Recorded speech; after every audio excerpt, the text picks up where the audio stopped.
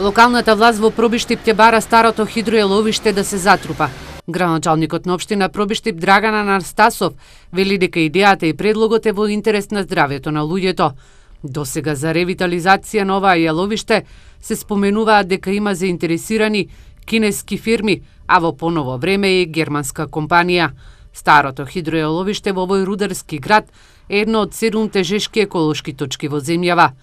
Ревитализацијата на оваа старо хидроеловиште, кое пред неколку децении направи неколку еколошки хаварии, но и кое се уште предизвикува загадување на воздухот, почвата и на подземните води, ќе чини околу 4,8 милиони евра.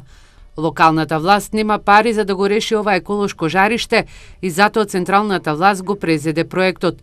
Заменик министерот за животна средина Јани Макрадули пред неколку месеци за овој проблем кој ги мачи жителите на Пробиштип забележа.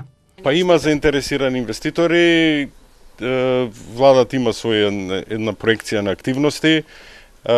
Ние имаме обврска согласно и законот за минерални суровини. Реков, Министерството за животна средина и просторно планирање влегува како активен партнер со граѓаните во заштита на животна средина, се разбира во градењето на еден баланс помеѓу економскиот развој и заштитата на животна средина. Разговараме со повеќе инвеститори, очекувам позитивни вести да има. Според академската фела, овие јаловишта се интересни, затоа што во себе кријат ретки скапи метали, а во научна и едукативна смисла представуваат техногени на одјалишта, што значи дека тие имаат и одредена економска вредност.